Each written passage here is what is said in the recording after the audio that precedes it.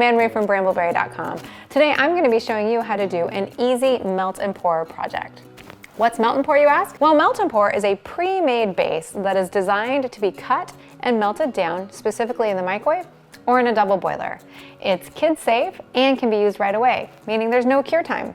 So this project uses two new products from the Brambleberry Island Oasis Collection. First is this sand dollar mold. This sand dollar mold is gorgeous and it is a reflection of what you see in nature. It's a rather subtle design on top, but the shape is what really makes this stand out. It feels great in the hand. Think anybody that has a beach house, anybody that just wants to be transported to the beach, this is a wonderful mold. We're going to pair this with the Coconut Paradise from Brambleberry. And what makes this really special, besides the fact that it smells like beach and sun tanning lotion in a bottle, is that it doesn't discolor, meaning it's not going to go brown like a lot of coconuts and vanilla scented fragrances do. So for this recipe, I chose the Oatmeal melt and pour base from Brambleberry. And the reason I did that is it has a little bit of interesting texture on the top. So it's kind of gives you a creamy feel here, and then the oats actually melt all the way down to the bottom and help those really subtle design elements from the sand dollar mold come to life. Final touch for this, even though it is, yes, a simple melt and pour project suitable for beginners, is I did a second layer with these walnut shells. And the reason I like this is you kind of have the soft and simple on this side, and then if you turn it over, nice and scrubby on the other side. First, and arguably one of the more important parts of melt and pour, is to cut your melt and pour into kind of like 1 ounce-ish chunks. The reason you want these in smaller chunks is because the decreased surface area allows for a more even melt.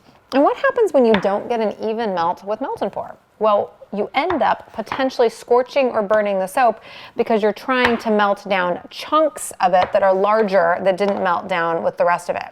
So that's why I usually do about a 30-second melt time in the microwave. Kind of look and see and stir because I want everything to be evenly melted. For this, I'm going to do just about 12 ounces of this Oatmeal melt and pour soap, and it's got tiny little bits of oats in it, and it also has oat extract in it for a nice conditioning feel. Now I'm going to melt this in the microwave on 30-second bursts. Now that my melt and pour is fully melted, I'm going to add just about 0.3 ounces of fragrance. It's a really nice, strong fragrance, even though the scent itself is sort of subtle, right? Coconut doesn't strike you as like really in your face, but it is a pretty strong fragrance. So just 0.3 ounces. And then stir it in really well. So the interesting thing about working with a white melt and pour soap is that, well, you can't see when the fragrance is fully mixed in, right? If you're working with a clear melt and pour soap, you would know if it wasn't mixed in or if it was mixed in, right? Because it'd be transparent or translucent or cloudy. In this case, it's just good to stir an extra 10-15 seconds to make sure it's fully incorporated in. Now that my fragrance is fully incorporated in, I have my mold right here, and I'm just going to pour about a little more than half, so maybe 3/4, 2/3 of the way up, because remember, we want that back layer to be the walnut shells. So just pouring this really in gently, and it's just a gorgeous consistency. Now, because there's some bubbles on the top, I'm going to go ahead and spray with just a little bit of rubbing alcohol. And that gets rid of the bubbles. And now I'm just gonna let this sit. It's probably gonna take probably an hour at room temperature, and then we'll be ready for our second layer. Okay, so the first layer is now hard. I can tell because first of all, I push on it and there's no give.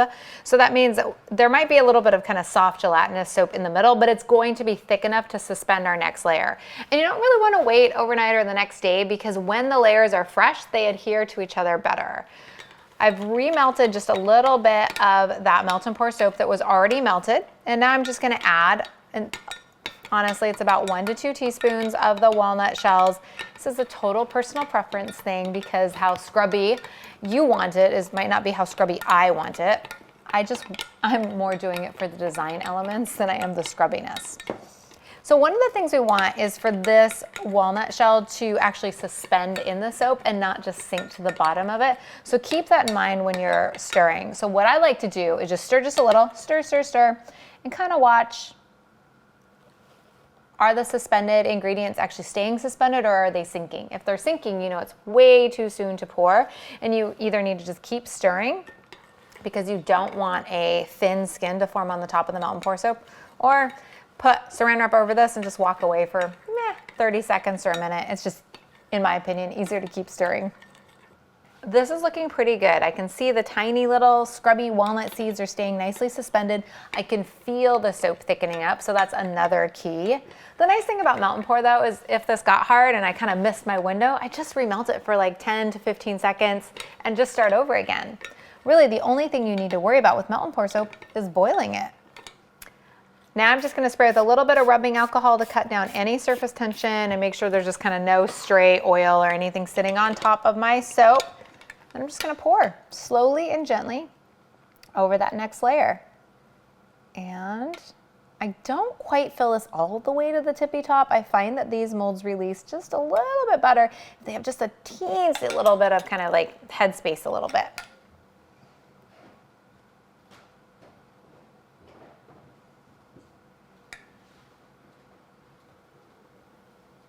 And perfection. Now I'm just going to let this sit and harden for 4 to 5 hours before I pop it out of the molds. Now that these have been setting for about 4 to 6 hours, it's time to pop them out. So I love this mold because, of course, everything is really easy to pop out of it. This mold was designed by soap makers for soap makers, meaning Brambleberry designed it. And we made this specifically for how it feels in the hand. It feels so good in the hand, but also how well it pops out. I think it looks like a beautiful representation of a sand dollar. It's subtle, so the design doesn't like scream out at you, but it's nice.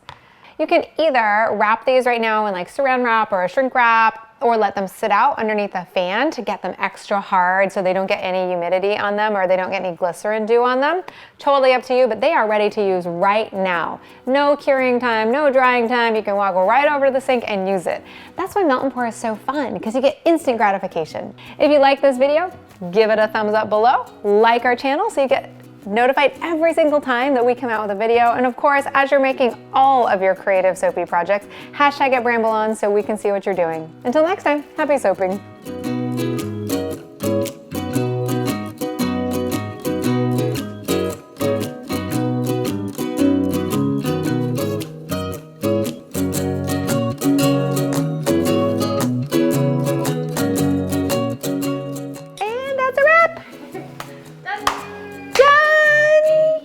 It's a done deal. It's a wrap. We have subtle